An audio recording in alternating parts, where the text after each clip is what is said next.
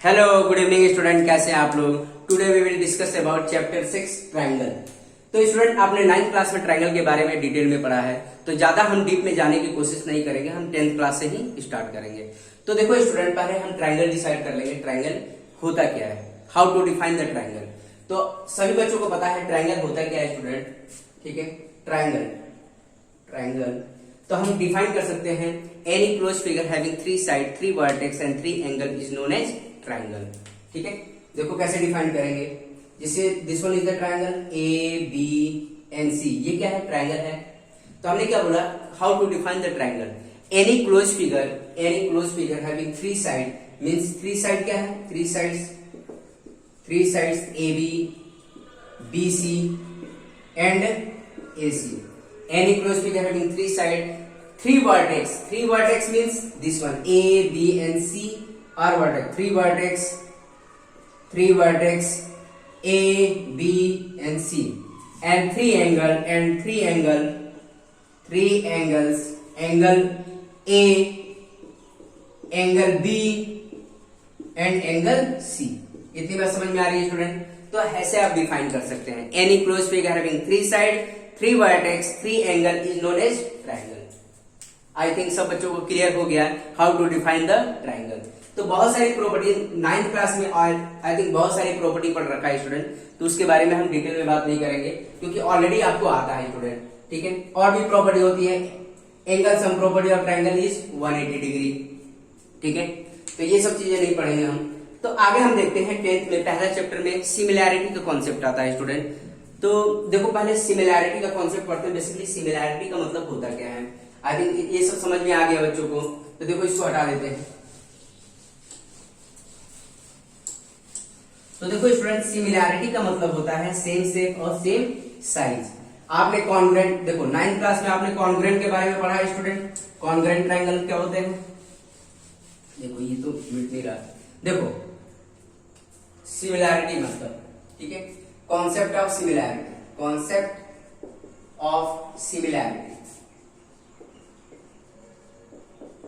ठीक है। सिमिलैरिटी का मतलब होता है स्टूडेंट, यहां पर ध्यान दीजिएगा, सिमिलैरिटी का मतलब होता है same shape but different size, different size. आई बात समझ में आपको।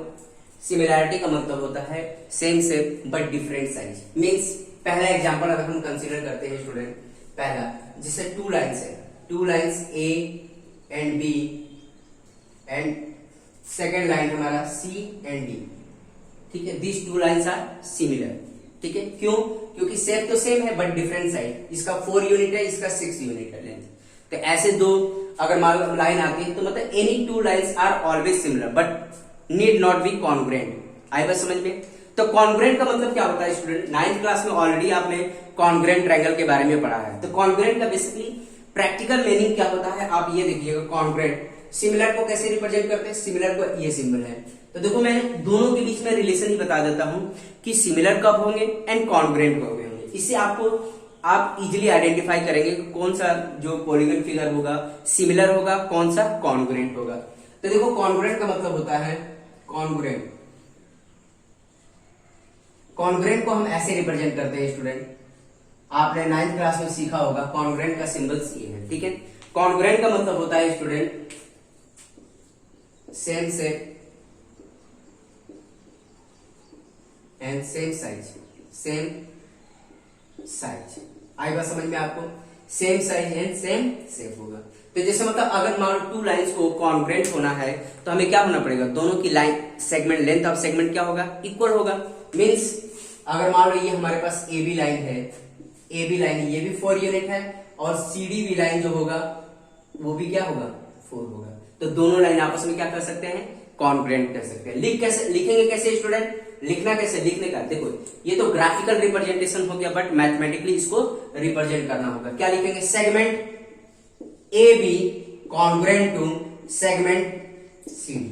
तो ये मैथमेटिकल रिप्रेजेंटेशन है, इसको मैथमेटिकली ऐसे रिप्रेजेंट करना होता है। तो अगर मान लो 2 लाइन को सिमिलर रिप्रेजेंट करना है तो कैसे करना पड़ेगा आपको, सेगमेंट, देखो segment A B similar to segment, similar का ये सिंबल्स है, तो ये आ गया सेगमेंट CD। ठीक है, तो सिमिलर का मतलब समझ में आ गया आपको, कॉन्ग्रुएंट का मतलब आ गया। ठीक है, तो सिमिलर का मतलब यही होता है, प्रैक्टिकल रियल लाइफ में आप रिलेट करना चाहोगे तो कौन सा ऑब्जेक्ट सिमिलर है, कौन सा कॉन्ग्रुएंट है, तो आप आइडेंटिफाई कर सकते हैं स्टूडेंट। जैसे ये 2 मार्कर हमारे पास, length of 2 marker are equal, therefore these 2 marker are congruent. दोनों मार्कर क्या होंगे, कॉन्ग्रुएंट होंगे। क्यों, क्योंकि दोनों की लेंथ कितनी है, इक्वल है, तो इसीलिए दोनों मार्कर क्या होंगे, कॉन्ग्रुएंट होंगे, बट सिमिलर नहीं होंगे। ठीक है, मतलब सिमिलर के लिए आप, जैसे ये भी पेन है ये भी पेन है, तो ये दोनों सिमिलर हो सकते हैं। ठीक है, आई बात समझ में, क्लियर है स्टूडेंट? आई थिंक सब। अब देखो ये 2 मार्कर हमने ज्वाइन कर दिए। ठीक है, ये 2 मार्कर ज्वाइन कर दिया, और ये मार्कर, ये दोनों आप कॉन्ग्रुएंट नहीं है, बट ये क्या है, सिमिलर है। आई बात समझ में, कॉन्ग्रुएंट होने के लिए दोनों की लेंथ इक्वल होनी पड़ेगी। इतनी बात समझ में आ रही है स्टूडेंट, क्लियर है? तो और भी एग्जांपल हम कंसीडर कर लेते हैं स्टूडेंट कि सिमिलर कब होगा एंड कॉन्ग्रुएंट कब होगा। जैसे मान लो हमारे पास 2 circle, we have to consider 2 circle. ठीक है, 2 circle having different radius is known as similar. ठीक है, अब देखो इस सर्कल का रेडियस कितना हमारे पास 3 है, इस सर्कल का रेडियस कितना है 5 है, तो ये दोनों ट्रायंगल, दोनों सर्कल जो होंगे आपस में क्या होंगे, सिमिलर होंगे, बट कॉन्ग्रुएंट नहीं होंगे। कॉन्ग्रुएंट कब होंगे, जब दोनों के रेडियस आपस में क्या होंगे, इक्वल हो जाएंगे स्टूडेंट। तो देखो 2 कॉन्ग्रुएंट सर्कल कैसे ड्रॉ कर सकते हैं, जैसे ये देखो, ये आपका 3 यूनिट है, तो ये भी एक आपका 3 यूनिट ड्रॉ करेंगे, 3 यूनिट रेडियस का एक सर्कल ड्रॉ करेंगे, तभी वो कॉन्ग्रुएंट सर्कल होंगे, अदरवाइज कॉन्ग्रुएंट नहीं होंगे। ठीक है, तो ये देखो, तो ऑल सर्कल आर सिमिलर, तो हम क्या लिख सकते हैं, ऑल सर्कल्स आर सिमिलर। क्यों, क्योंकि शेप दोनों का सेम होता है, बट डिफरेंट साइज के होते हैं। तो अभी तक के जितने भी वर्ल्ड में सर्कल है वो आपस में क्या होंगे, सिमिलर हो सकते हैं, बट कॉन्ग्रुएंट नहीं हो सकते। कॉन्ग्रुएंट होने के लिए उनका रेडियस भी इक्वल होना चाहिए, तभी दोनों कॉन्ग्रुएंट होंगे, अदरवाइज कॉन्ग्रुएंट नहीं होंगे, बट सिमिलर हो सकते हैं स्टूडेंट। आई बात समझ में, सिमिलर हो सकते हैं। ठीक है, तो ये हमने सर्कल का देख लिया। वैसे हम स्क्वायर का भी देख सकते हैं। थर्ड एग्जांपल हम ले सकते हैं, अगर मान लो any all squares are similar, all squares, square means all sides are equal, a quadrilateral having all sides are equal is known as squares and each corner angle is 90 degree. तो इसको हम क्या बोलेंगे, स्क्वायर बोलेंगे। देखो ये छोटा बना दिया हमने, तो ये सब क्या है, स्क्वायर है, तो ऑल स्क्वायर्स आर सिमिलर। कितनी बात समझ में आ रही है स्टूडेंट, क्लियर है? तो all squares are similar. Square का मतलब आपको पता ही होगा, quadrilateral having 4 sides and all sides are equal and each corner angles is 90 degree, मतलब ये 90 डिग्री होगा। ठीक है, ये भी 90 होगा, ये भी 90 डिग्री होगा, ये भी 90 डिग्री, सब 90, ईच एंगल इज 90 डिग्री। तो ऑल स्क्वायर्स आर सिमिलर होंगे। ठीक है, but need not be congruent. तो कॉन्ग्रुएंट होने के लिए आपको क्या करना पड़ेगा, साइड लेंथ भी इक्वल रखनी पड़ेगी आपको। ठीक है, सबकी साइड लेंथ इक्वल रखनी पड़ेगी। मीन्स अगर 2 क्वाड्रिलेटरल को अगर हम कॉन्ग्रुएंट प्रूव करना चाहते हैं, स्क्वायर को कॉन्ग्रुएंट प्रूव करना चाहते हैं, तो सेम साइड का आपको बनाना पड़ेगा स्टूडेंट। ठीक है, मीन्स जैसे A B C D and P Q R S, तो देखो ये 4 यूनिट है, तो ये भी 4 यूनिट लेना पड़ेगा। क्लियर है? तो ये भी 4, ये भी 4, ईच साइड आर इक्वल। ठीक है, एंड ये 90 डिग्री, सारे 90, तो स्क्वायर में ईच एंगल 90 तो होता ही है स्टूडेंट। क्लियर है? 90, ईच एंगल इज 90 डिग्री। ठीक है, ये 90, 90 आएगा समझ में। यहाँ पर भी सब 90 होते हैं। ये देखो, ये 4 यूनिट है, ये 3 यूनिट है, 2 यूनिट है, ये 1 यूनिट है, तो ये भी 3, ईच साइड इक्वल होते हैं, 4 4 4, और ये 2 2, साइड लेंथ हमारा 2 1 1 1, मीन्स हमारा पास देखो इसकी साइड लेंथ कितनी है, 4 4 है, ये 3 3 है, मतलब डिफरेंट हो सकते हैं। इतनी बात समझ में आ रही है? तो सिमिलर में आपका साइज मैटर नहीं करता। ठीक है, मतलब साइज जो है मैटर नहीं करता, शेप मैटर करता है। ठीक है, एक ही शेप के है ना सब, इसीलिए क्या होंगे, सारे आपस में क्या होंगे, सिमिलर होंगे। इतनी बात समझ में आ रही है स्टूडेंट? क्लियर है? नेक्स्ट एग्जांपल ले सकते हैं equilateral triangle. All equilateral triangles are similar. हो सकता है, क्यों? क्योंकि इक्विलैटरल ट्रायंगल की प्रॉपर्टी क्या होता है, each angle is 60 degree and all sides are equal. तो यहां पर हम और भी ले सकते हैं एग्जांपल, इसको हटा देते हैं, इस एग्जांपल को हटा देते हैं। तो देखो, all equilateral triangle are similar, all equilateral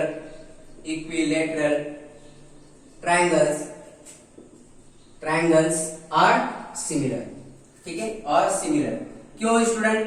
मतलब सारे इक्विलेटरल ट्रायंगल सिमिलर क्यों होते हैं? क्योंकि मतलब ईच एंगल 90 डिग्री, मतलब each angle is 60 degree and all sides are equal.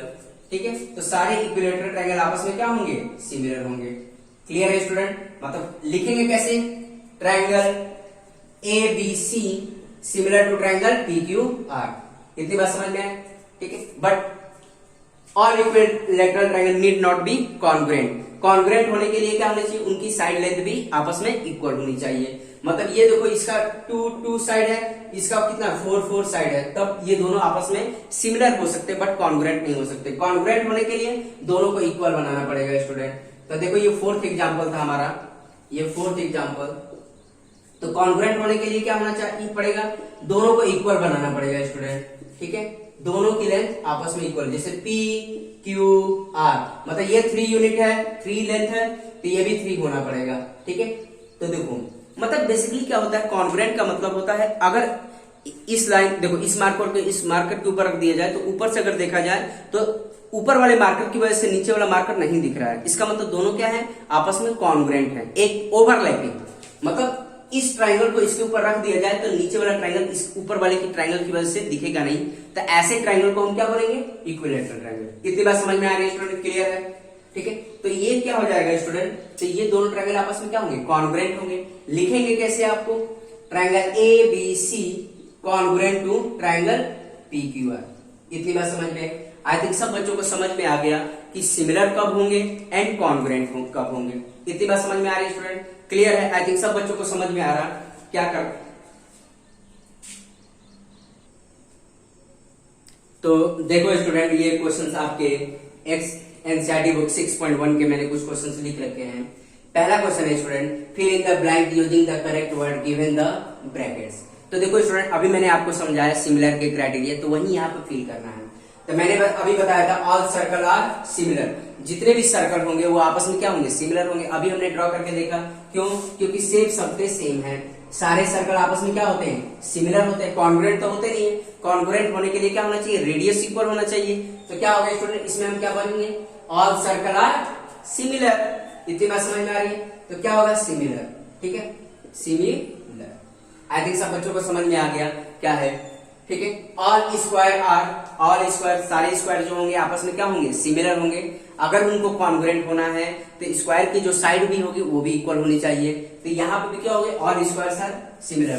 मतलब ये देखो, ये स्क्वायर अभी मैंने आपको करके बताया स्टूडेंट, तो ऑल स्क्वायर आर सिमिलर। ठीक है, कॉन्ग्रुएंट होने के लिए सारे स्क्वायर को इक्वल होना पड़ेगा। तो क्या होगा? यहाँ पे भी सिमिलर होगा, सिमिलर। ठीक है, यहाँ पे ये सिमिलर हमने फिल किया, यहाँ पे भी सिमिलर प्रूव किया।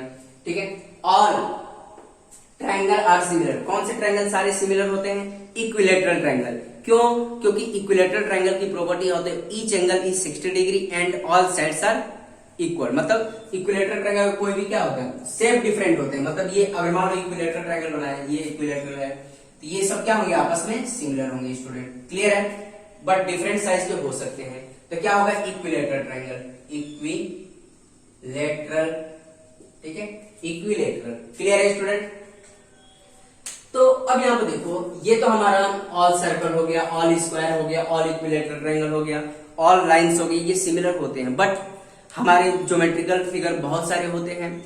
2 आइसोसेलेस ट्रायंगल हो गया, ठीक है, एंड 2 डिफरेंट रेक्टेंगल हो गया। तो उसको प्रूफ कैसे कर सकते हैं स्टूडेंट? तो आई थिंक ये सब समझ में आ गया कि कौन से सिमिलर होंगे, कौन से नहीं होंगे। बट डिफरेंट पॉलीगन्स भी आ सकते हैं। 2 रेक्टेंगल आ गया, 2 आइसोसेलेस ट्रायंगल्स आ गए, तो उनको भी हम सिमिलर प्रूव कर सकते हैं। उनके लिए भी कंडीशंस होती है स्टूडेंट, कैसे प्रूव करना। तो देखो मैं कंडीशंस बताता हूँ। 2 इक्विलेटरल ट्रायंगल, 2 आइसोसेलेस ट्रायंगल, इसको हटा देते हैं। देखो इसकी जरूरत नहीं है। इसको फिल करने के लिए आपको एक चीज समझना पड़ेगा आपको। ठीक है, देखो इसको हटा देते हैं स्टूडेंट। तो अगर मान लो कोई भी क्लोज फिगर्स को हमें सिमिलर प्रूव करना है, तो उसके लिए आपको क्या क्राइटेरिया होनी चाहिए वो समझिए स्टूडेंट। ठीक है, मीन्स अगर मान लो 2 आइसोसेलेस ट्रायंगल हो गया, सपोज करो ये हमारे पास आइसोसेलेस ट्रायंगल हो गया ABC, ये दोनों इक्वल है। एक छोटा हो गया PQR, ये आपस में इक्वल है। 2 रेक्टेंगल हो गया हमारे पास, ठीक है, एक रेक्टेंगल छोटा एक रेक्टेंगल बड़ा हो गया। ठीक है, ईच 90 डिग्री होता ही है। आई बस समझ में, ईच 90 डिग्री होता ही है, बट साइड डिफरेंट हो गई।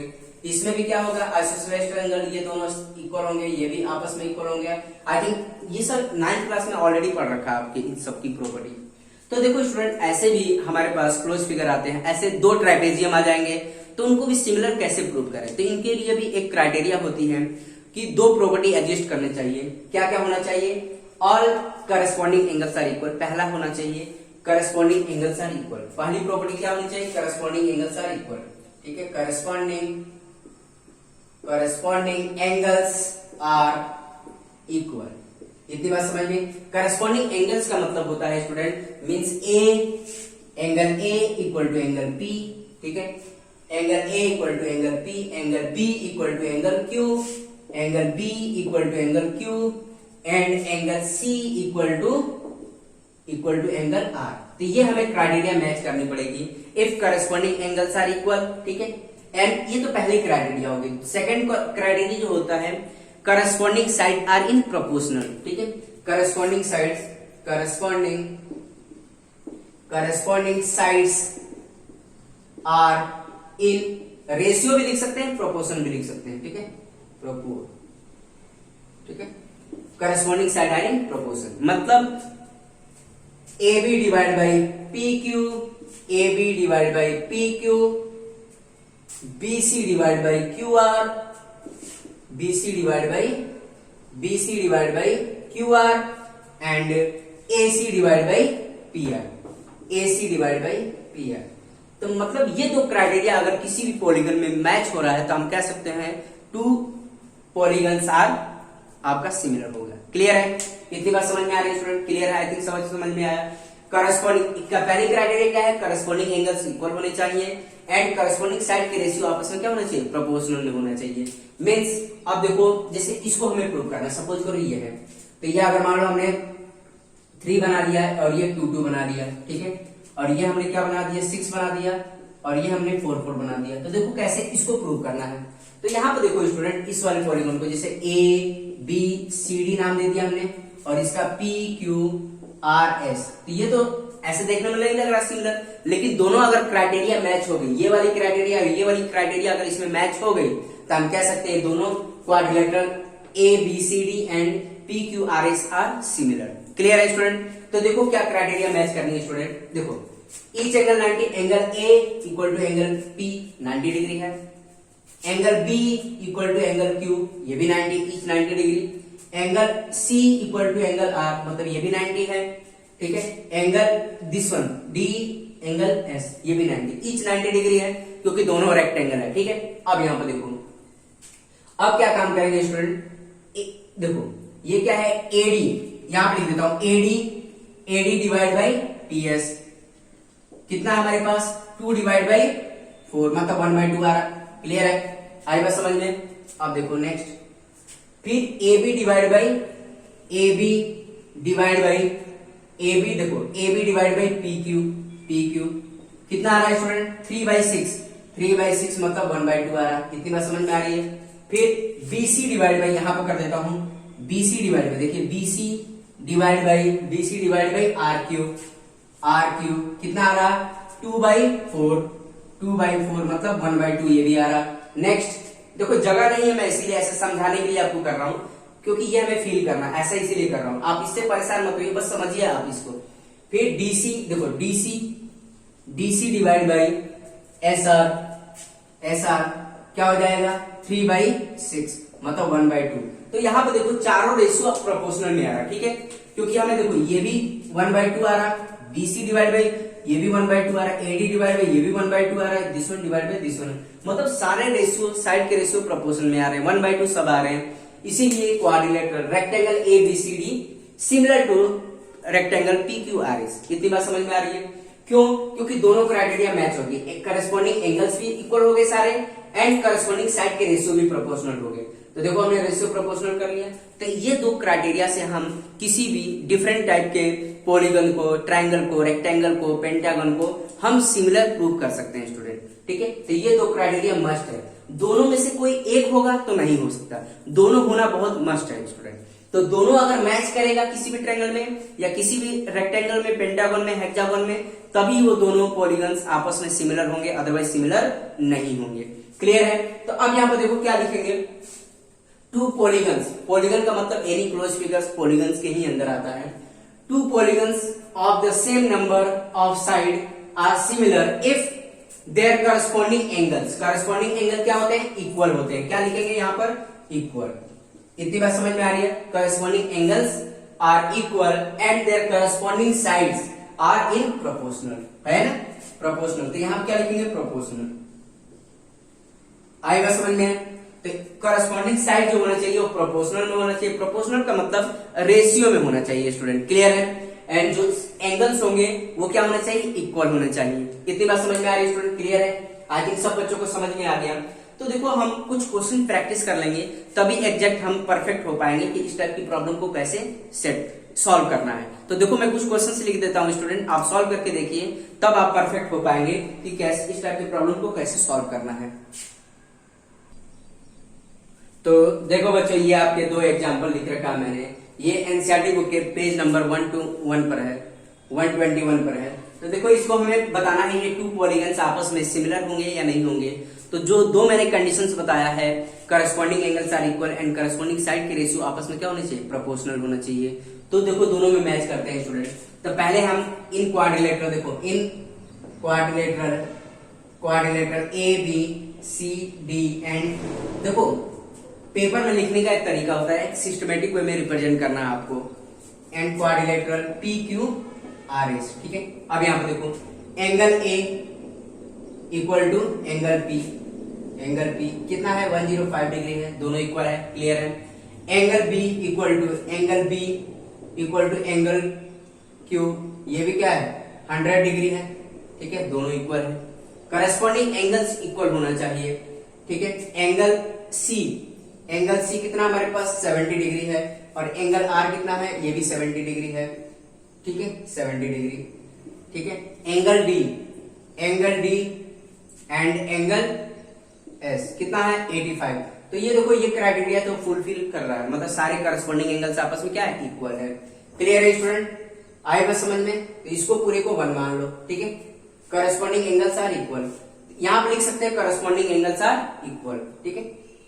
यहां पर लिख लो corresponding angles are equal, corresponding angles are equal.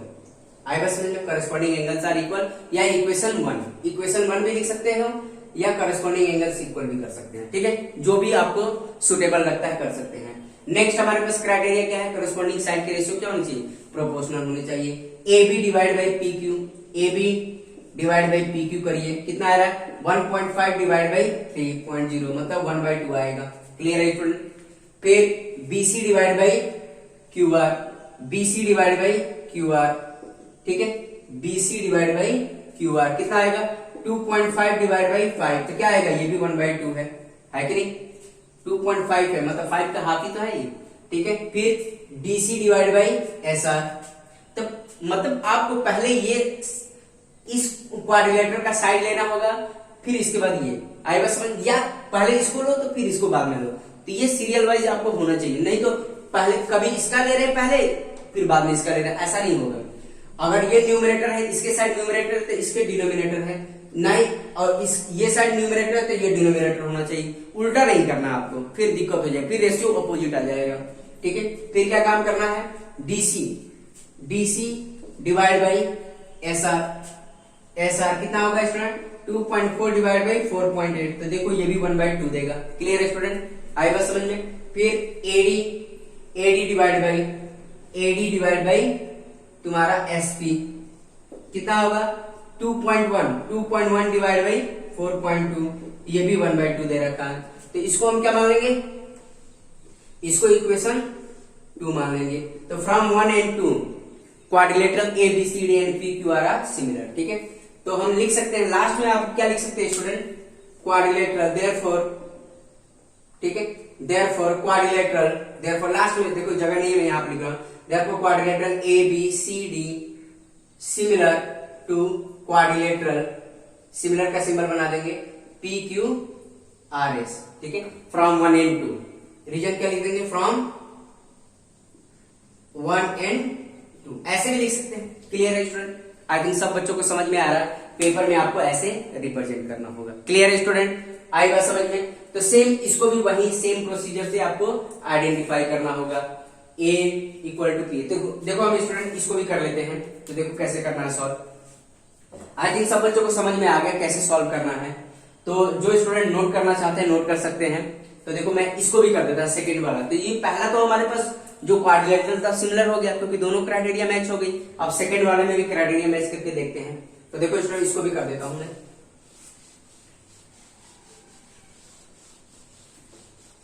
तो दोनों का नेम तो वही है, A B C D and P Q R S. देखो ये देखो angle A equal to angle P, each 90 degree है कि, ठीक है।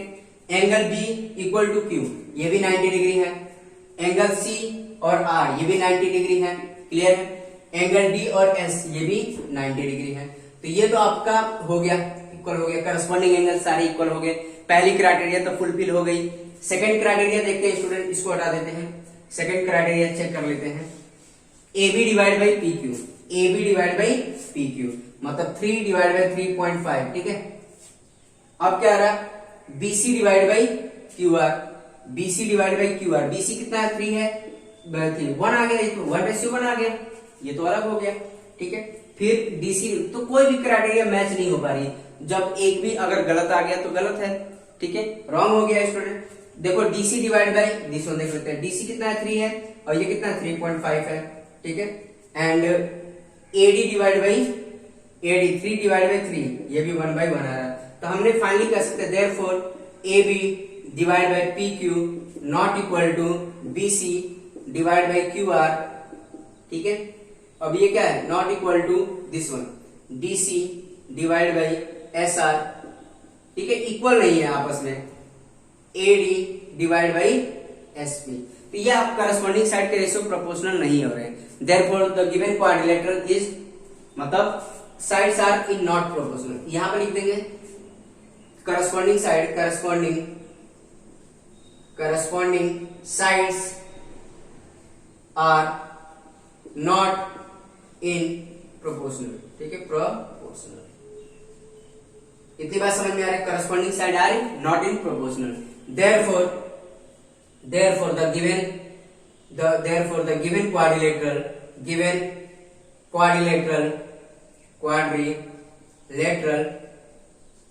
is are not similar, not similar, ठीक है। इतनी बात समझ में आ रही है। तो given quadrilateral are not similar, तो दोनों क्वाड्रिलेटरल हमारा क्या है, सिमिलर नहीं है। आई थिंक सब बच्चों को समझ में आ गया कैसे सॉल्व करना है।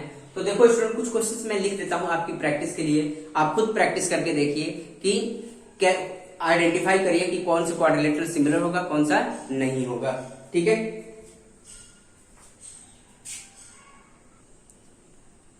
तो देखो स्टूडेंट मैंने ये क्वेश्चंस आपकी प्रैक्टिस के लिए लिख रखा है।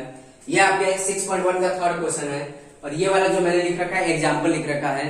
तो जैसे मैंने अभी इसको सॉल्व करके बताया, कंडीशन वेरीफाई करके बताया कि दो पॉलीगन, दो क्वाड्रिलेटरल सिमिलर कब होंगे, वैसे ही आपको ये भी सॉल्व करना है स्टूडेंट। तो इसको पहले एंगल कंपेयर करके देखिएगा, ठीक है, फिर साइड का रेशियो प्रोपोर्शनल करिएगा। इसमें भी सेम प्रोसीजर अप्लाई करिए स्टूडेंट, ठीक है। अगर कोई भी क्राइटेरिया मैच नहीं हो रही तो इसका मतलब सिमिलर नहीं है, दोनों क्राइटेरिया मैच करना है, ठीक है। तो ये देखो आपकी एक्सरसाइज का 6.1 का सेकंड क्वेश्चन है स्टूडेंट, बोला था give 2 different examples of pair of this one similar figure. Similar figure के बारे में अभी बताया मैंने, 2 सिमिलर फिगर कब होंगे ये मैं कर देता हूं। अभी मैंने बताया है आपको 2 लाइंस आपस में हमेशा सिमिलर होती हैं, 2 डिफरेंट सर्कल हमेशा आपस में सिमिलर होता है। बहुत सारे एग्जांपल है, 2 इक्विलेटरल ट्रायंगल हमेशा सिमिलर होते हैं स्टूडेंट, 2 स्क्वायर या और सो मेनी स्क्वायर और ऑलवेज सिमिलर, मतलब सब में ऐसा सिमिलर होते हैं। तो कोई भी एग्जांपल, 2 ही डिफरेंट एग्जांपल लिखना है, बट हमने बहुत सारा लिख दिया तो आप लिख सकते हैं स्टूडेंट, क्लियर है। जैसे 2 non similar figure, non similar figure में बहुत सारे आएंगे। तो क्या हो जाएगा, पहला एक ट्रायंगल ले लो, एक स्क्वायर ले लो, ये भी क्या है, नॉन सिमिलर है। एक रेक्टेंगल ले लो, एक ट्रायंगल ले लो, मतलब एक आपका क्वाड्रिलेटरल ले लो, एक ट्रायंगल ले लो। तो आई बस समझ ये नॉन सिमिलर फिगर आ जाएंगे, क्लियर है स्टूडेंट। तो आप खुद से सॉल्व करिए, मैंने हिंट दे दिया आपको, तो आप खुद सोच समझ के करिएगा स्टूडेंट। तो ये आपके होमवर्क रहेगा। क्लियर है स्टूडेंट? आएगा समझ में? तो मैंने समझा दिया non similar figure and similar figure कौन से हैं, या डिफरेंट, एक इक्विलेटरल ट्रायंगल ले लो, एक आइसोसेलेस ट्रायंगल ले लो, वो भी आपस में क्या होंगे, नॉन सिमिलर फिगर होंगे। इतनी बात समझ में आए? तो आई थिंक 6.1 एक्सरसाइज आपका फिनिश हो चुका है आज। मैंने 6.1 एक्सरसाइज में जितने भी कॉन्सेप्ट थे स्टूडेंट मैंने आपको समझा दिया, बाकी का मैंने आपको होमवर्क दे दिया स्टूडेंट। ठीक है स्टूडेंट? तो आई थिंक आज के लेक्चर में हम इतना ही रहने देंगे, वीडियो लंबी हो जाएगी स्टूडेंट। तो ठीक है स्टूडेंट, आज के लेक्चर में इतना ही, बाकी का रिमेनिंग कॉन्सेप्ट आने वाले वीडियो लेक्चर में हम बात करेंगे। ठीक है स्टूडेंट? Okay, thank you.